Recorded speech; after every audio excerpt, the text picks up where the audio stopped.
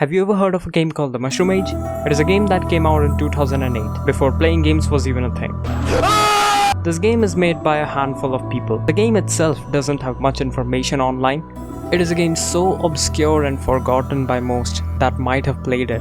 It only has 100,000 downloads after 14 years of its launch. Its graphics and animation unmatched by even the likes of Elden Ring. Its story is so vast, complex and ridiculous. Its gameplay, well, it's a puzzle and object finding game, but that's not the point. Our journey begins at the laboratory, where we find Albert Einstein? I'm Einbach. Oh, okay. His name's Einbach. Well, anyway, we have a bit of a conversation, and he just faints. We get our first puzzle for the game, and after waking him up, we learn that Tom, our fiancé, has been missing, and it's only 2 more days before our wedding. Professor Einbach doesn't seem to want to answer our question about Tom, so we find a picture of his wife that he previously mentions in our conversation and blackmail him into letting us into its lab for his long gone wife's photo, to which he agrees. The ridiculousness is just begin. After a bit of object finding task, we find Tom's phone, on which the last dialed number is 3008 AD. Strange as it seems, we ask Einbach to explain, and he refers to the phone as a time machine. We ignore his warning and dial the number anyway. Don't do it, I beg you.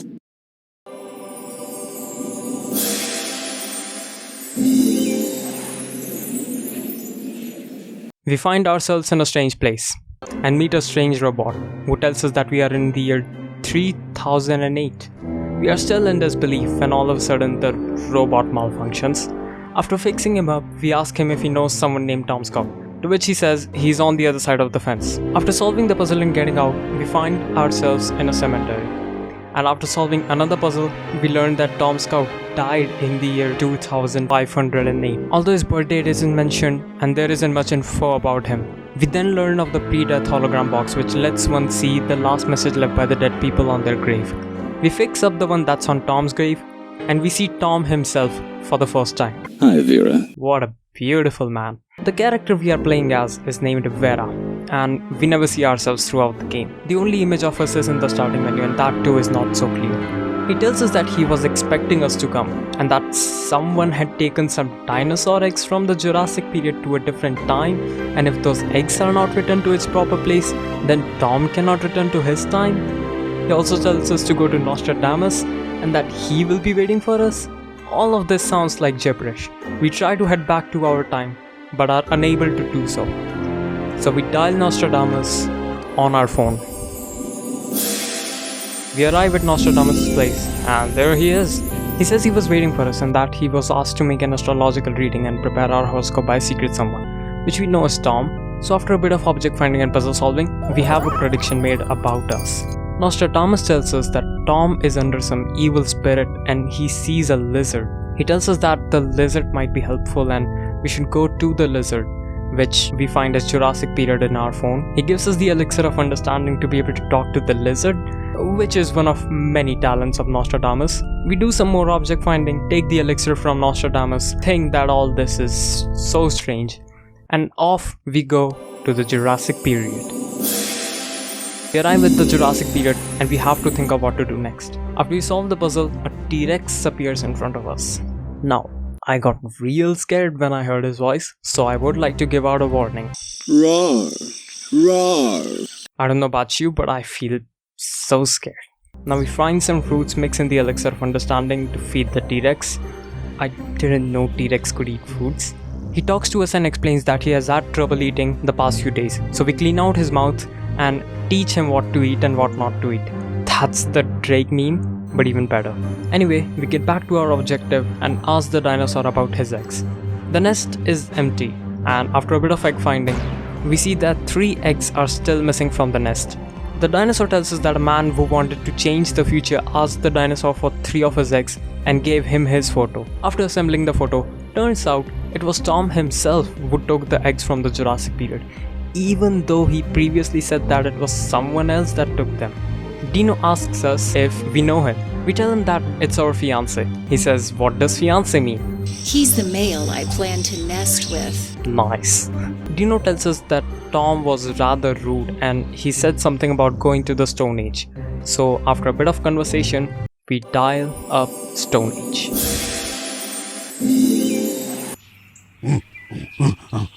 Wow, you're really hairy. Hello there, my hairy friend. This game is amazing. Anyway, we give out Tom's photo to the handsome man in front of us and he just runs away to his cave. We make a ladder, get the fruits, mix in the elixir of understanding and feed it to him. He tells us that the Great Spirit Tom gave him an egg to raise till it hatches. We tell him that we too are a Great Spirit, to which he says, prove it. The Great Spirit Tom could make fire. So if we can make fire, he'll let us have the egg. By the way, his name's Ugu. The game makers put so much thought and effort. Anyway, we get some wood, dry bark, flint and stone and start a fire. He now believes us and hands us the egg. He also gives us a puzzle of evolution to solve which was given to him by the Great Spirit Tom. We solve the puzzle, but something feels wrong. The evolution ends with mushrooms. We ask Ugu where Tom was headed next and he tells us, to Socrates? This game is all over the place and I love it. So we say our goodbyes and off we go to Socrates. Wait, why is it named the Naked Thinker? Oh. Okay. Anyway, our first object finding task for this level is to find his tunic. After doing so, we ask him about Tom. He tells us that Tom, the traveling philosopher, left him a giant egg to take care of. He said it was a way to change the course of history. He doesn't know where the egg is, but wants a massage right now. So we give him a massage. What have they done to Socrates? We give him a massage, he falls asleep, we go look for the egg while he's asleep. After finding the egg, we take the Death of Socrates painting, which is clearly not from this time, and we find a puzzle behind it. Solving the puzzle, it reads, Happy birthday. Love your pussycat. So it was originally Einbach's painting that came here. So with the egg and the painting, we head back to our time in the laboratory. We reach our destination and after some mouse finding, we talk to the professor and he has the audacity to ask us, Now tell me, are you okay? My wedding is in 2 days. My fiancé stole some dinosaur eggs from the Jurassic period, and now I've got to travel to different times in history with the use of a mobile phone to find these eggs. I'm definitely not okay. He tells us that Tom and himself built a time machine and to test it, Tom went 100 million years into the future. You scientists are crazy. Totally agreed. We hand over the Death of Socrates to Einbach and he tells us that his wife gave him that painting on his 40th birthday. Then he faints.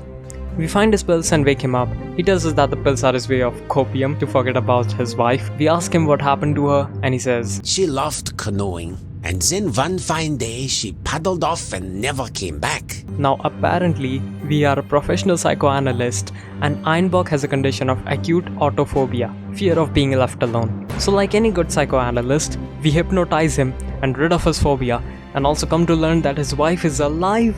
I'm alive and I'll return to you soon. Einbach now feels much better. We both travel out in the future to the year where all the answers lie.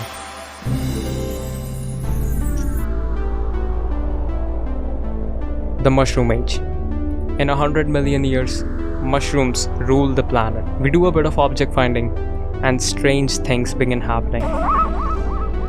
The air feels thick and the two of us feel close to falling asleep. We find some strange symbols and the last dinosaur egg. After rearranging the symbols, it turns out to be a message by Tom, which reads, Beware of the hypnotic powers here. What could it mean? It means you need to be very careful. Professor Einbach, are you okay? I'm not Professor Einbach. I'm just using his body. It's too late. Einbach is hypnotized. He demands us to leave at once and stop searching for Tom. He will be back before the wedding in one piece. If we don't listen to him, he will end the lives of all three of us. So with no choice at our hands, we head back to our time. We return back to our time, wondering what just happened when all of a sudden the lights are off. Einbach is scared as without power supply in his lab, there will be holes in space and time. scientist stuff, don't ask me. We hear some strange footsteps, and after opening the lab, the footsteps were that of none other than Dino. He came here all of a sudden when he was grazing at the forest. He is the funniest character of this game. Anyway, we find the replacement fuse to turn back on the lights, and Ironbark says that someone took apart the time machine. He explains that the phone is just a remote controller, but the actual time machine was right there. So we find its parts scattered around the lab and reassemble it. Ironbark explains his theory that a time quake took place when the time machine broke. Things from different times were jumbled across, and that's how Dino came here. Dino tells us that he stepped on something which shocked him. That something just so happens to be a hologram box. After fixing it up, we see Tom once again, who says that he is the one who took apart the time machine and that we should not put it back together. He doesn't understand what he is doing or saying himself. At the end, he hints us that we should go to the Jurassic period. It feels almost like he's under someone's control, and that someone is probably the one who took control of Ironbark from the Mushroom Age. There are two different Tom that we are talking to through these hologram box. One is under the control of someone and is causing problems, while the other is our fiance who has his senses and is guiding us on how to undo these problems. We take Dino and the eggs back to the Jurassic period. Nostradamus? We explain that he got here because of timequake, and we help him regain his senses. He tells us to find his zodiac symbols, without which he won't go with us. After finding all the symbols and solving a game, he makes a prediction for us. It is the day of our wedding, when all of a sudden a big flying saucer lands nearby. A blonde lady and an extraterrestrial being come out of it. He leaves the blonde lady and goes away. Well, anyway, we say our goodbyes to Dino, and off we go to Nostradamus' time. We arrive in his time and start looking around to see if anything is out of place due to the timequake. We find a hologram box, and after repairing it, we see Tom once again. He says that he is waiting for us in the year 3008 AD in the cemetery. We dial the number, but the battery died. Who died? That's hilarious. Electricity doesn't exist in this time, so we help Nostradamus to think of a way to help us. Now comes one of the most ridiculous part of the game. As if what has already happened wasn't enough, he suggests us to summon the spirit of Leonardo da Vinci. Edison wasn't born yet, so Leonardo is our only choice. So we play a game of cards and summon the spirit of Leo. Hi Leo. So, guys, what can I do for you? My time machine broke down. Well, you have to build a new. Yeah, but how? Here is a schematic. I sketched this about 70 years ago, but then invented the helicopter. So I had to postpone work on the time machine. This game is incredible. So we decode his plans, and it's a toilet helicopter time machine. So we assemble the time machine, and I don't know if I trust that thing, but regardless, off we go with the time machine too. Wait, where are we? Hello? Hello, Vera. Who just said that? I have many names. You can call me the Omniscient One. We are in front of the person who is nowhere but everywhere, and who knows everything. He says Leonardo never really got to test his time machine, and now here we are, in the middle of what seems like space. But hey, at least the games he makes us play are pretty fun and satisfying. He explains that he doesn't wish to meddle in our problems. After a bit of gameplay and conversation, he tells us that he finds us interesting and that he has already charged our phone. He is the Omniscient One after all. He gives us his number to save in our contacts, and finally, off we go to meet our fiancé, Tom. We see no one around. After solving the puzzle and opening the gate, we find Ugu? Oh, you're just as handsome as before. Anyway, Ugu takes us to Tom and...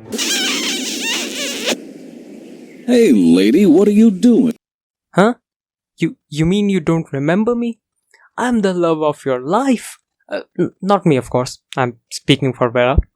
Anyway, we learn that he has mentally become a 10-year-old. We go to his mind the same way we previously went to Ironbark, and after solving a puzzle, we bring out the real 10-year-old self of Tom. He explains that to break him out of his hypnosis, we need to give him something he didn't have in his childhood. We do some more object finding, and then some more object finding, and then we finally take both Tom and Ugu to the laboratory. We leave Tom in the care of Ironbark and take Ugu to his home. Of course, the cave philosopher. This game couldn't possibly miss the opportunity to reference the cave allegory. We do some object finding, and now some of my favorite dialogue takes place here. While talking to a philosopher, be careful of what you say, because he only cares to reach the absolute truth. And this game does exactly that. We need to find an absolute truth by combining the following basic concepts. We take our two good objects, take the healthy mind, experience good things, and defeat the bad ones. Just like that, we have an absolute truth. You are a real philosopher. I am absolutely sure that you will be absolutely fine if you don't try to make absolute truth your absolute goal or make another absolute out of an absolute truth. Because making an absolute out of an absolute is absolutely ridiculous, you know. Could you repeat that? Absolute? What was that? Let's go look. We go outside and find an alien looking for intelligent life on the planet. He says if he doesn't take back something to prove the existence of intelligent life on Earth, he will have to destroy it in accordance with pan-galactic law. This game just keeps on getting ridiculous and I love it. Now of course, we can't just let him destroy the Earth, so we ask what counts as an intelligent life and he says it needs to crawl at least. So we find him some animals. He thanks us and says he can't fly back because his radar broke. We find his radar, fix it up, and he flies off. We say our goodbyes to the handsome man and take Socrates to Athens. We arrive at Athens and do some object finding to see if something from a different time has come here. After we're done, Socrates is naked again. He explains that a tyrant has taken control and banned clothes. Everyone is forced to be naked by the tyrant. Now comes one of my favorite parts of the game. If you are not already convinced of the ridiculousness of the game, well, this game even teaches you how to overthrow tyrants. You just get some reliable people, get them clothes to wear, get a loan from the bank nearby, buy barrels of alcohol, intoxicate the guards, free the people, get them clothes to wear, get the weapons, storm the tyrant's palace, and just like that, you've overthrown a tyrant. Now you wouldn't want the power to fall into the wrong hands, so you get the guards to wake up and take over the weapons from the people. Whew. Now turns out, the tyrant was our good friend Robot. He explains how he became their ruler, his logic for banning clothes, and then he malfunctions. We fix him up and decide to take him with us to the Mushroom Age.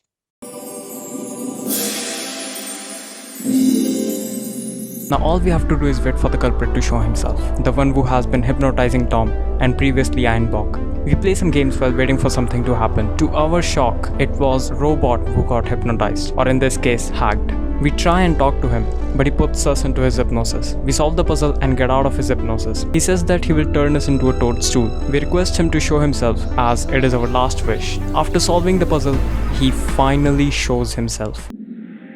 Allow me to start from the beginning. Ah, so you're a mushroom. He's the one pulling the strings all this time. He explains that it has been 100 million years ever since humans went extinct and mushrooms were the only thing on the planet and evolution came to a standstill. It was the dawn of the Mushroom Age. He came from a genetically mutated spore. He became the Uber Mushroom, the only intelligent being alive on the planet. He can hypnotize and read people's mind. He is unhappy, living a lonely and stagnant life of a mushroom. So when he saw Tom and his time machine for the first time, he knew it was his chance to change the course of history. So he manipulated Tom into taking the eggs from Dino and left them in different times to hatch and cause havoc. But that plan failed because we interfered. But now he says something is about to happen in the year 3008 AD that will change the course of history. He isn't happy, so he will disappear in the name of a better life. He doesn't listen to what we have to say and turns us into a toadstool. When, out of nowhere, No, you're not a toadstool. Who are you? It's us, the mushroom. Wait a second. I thought you weren't able to talk. That's a load of baloney. But the Uber mushroom said that he was the only mushroom. Baloney. without much explanation of what just happened, we somehow turn ourselves back into human and immediately travel back in time.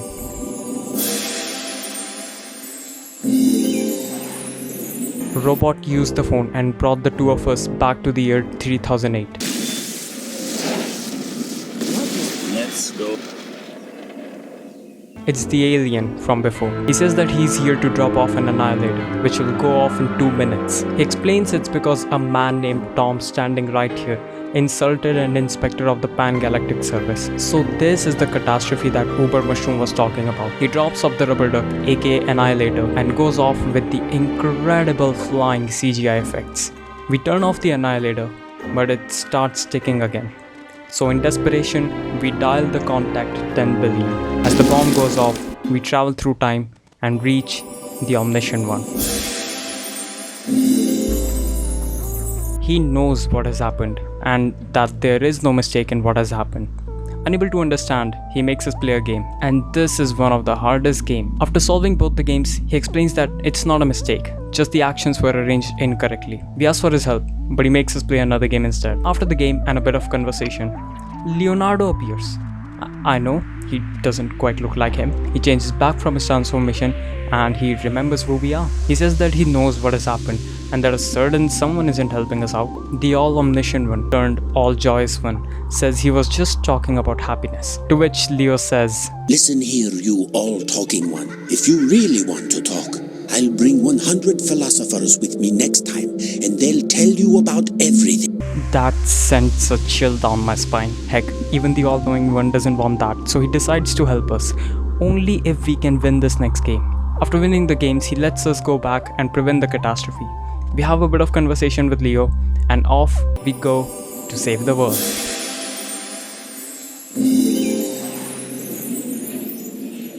We apologize for our misbehavior, but he says the Annihilator is already on. He tells us that submerging it into water will disable the Annihilator. So we shovel out a hole in the ground and solve the puzzle to start the fire hydrant, and just like that, the world has been saved. Robot is malfunctioning again, so we solve the puzzle and check up on him to see why he keeps malfunctioning. The motherboard seems to be broken. That's an understatement. We fix the motherboard and he should be fine from now on. We say our goodbyes and to the laboratory we go.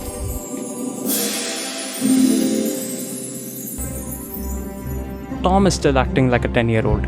We need to give him something he didn't have in his childhood. We find a laptop and play a game hoping that he would return back to his older self, but our attempts fail.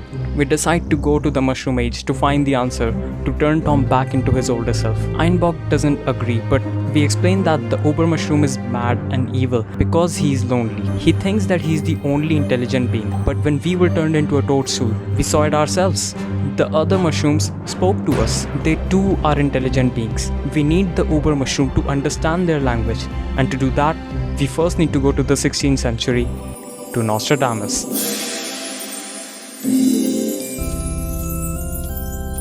We ask Nostradamus if he can make an elixir similar to the elixir of understanding, an elixir that can help us understand the language of plants, perhaps even mushrooms. He says he doesn't know it, but the ancients did, so we help him think and put the past into order. He says Joan of Arc knew how to talk to plants. After seeing so much, I don't even care to question that. Now, to summon her spirit, we once again play a game of matching cards, and this is one of the most frustrating games if you don't know the trick to it. It takes a bit of time, but after solving the puzzle, we see the spirit of Joan the Arc. We'll need to collect herbs in order to speak with plants. It works on all plants, including mushrooms. Alright, now all we need to do is find the ingredients and see if it works. Hey, Buttercup, can you hear us? Ah, yuck! What the heck did you just water me with? That stuff is nasty, and it will probably make me wilt. Okay, rude enough, but at least we know how it works now. We say our goodbyes and it's time for us to go to the Mushroom Age. Hopefully for the last time. Vera, you're back. Very brave of you. We talk to the Uber Mushroom, trying to make him understand that the other mushrooms can talk too. But he doesn't listen to a word and hypnotizes us instead. We break free from his hypnosis. He still refuses to listen, but we insist him to follow our thoughts as we remember all the people we met along the way. For us, it is a trip down the nostalgia lane. Dino, the dinosaur. Socrates, the philosopher. Nostradamus, the fortune teller. The Pan-Galactic Inspector. Ugu, the hot and handsome Stone Age man. Tom, as a 10-year-old. Einbok, the Einstein in disguise. Mrs. Einbok, the missing wife. John the Ark. Leonardo, the time machine maker. Leonardo, the one who didn't have time to change. The flower that we talked to for like 2 seconds and was still rude to us? Okay, I don't think he was more important than the Omniscient one, but alright. And finally, Tom Scout, our fiance and soon to be husband.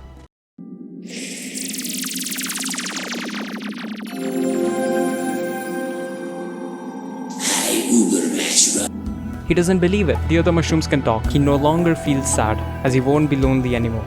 He wants to be like them, live with them, and leave his evil intentions behind. To finish it all up, we ask him what it was that Tom never had in his childhood. He answers that he never ate mushrooms as a child, and we just need to feed him some mushrooms like mushroom soup or something. He tells us to pick mushrooms from around here, saying something like sacrificing our own species is cool or something. So we pick some mushrooms, have a last bit of conversation with the mushrooms, and we head on to the happy ending.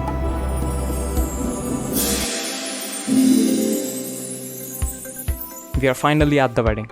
The music is a lot more cheerful. The scenery is amazing. And Einbok just lost our rings. We solve the puzzle and find the rings. But then... now what do they want? Gretchen! Oh, it's the missing wife. So apparently, the superior civilization has no chill and they took away Gretchen as a proof of intelligent life on Earth. I assume it's because we reset the events of the past and thus the Pan-Galactic Officer never took those animals that we gave them and so they took Gretchen instead. Einbok is shocked. It has been 20 years, yet his wife looks just as young. She explains that the aliens travel at light speed, so what was 20 years for us was 20 minutes for her, explaining relativity to Einstein himself. Einbok. Now that's just dumb. So of course he faints, this time from happiness and excitement. So we solve the puzzles and wake Einbok. The long-awaited end is finally here. Hey, do you mind if I call? I'm curious if Emma is divorced. Wait! No, don't touch that. Give me that phone. But it's already ringing. Katya! This is only the beginning.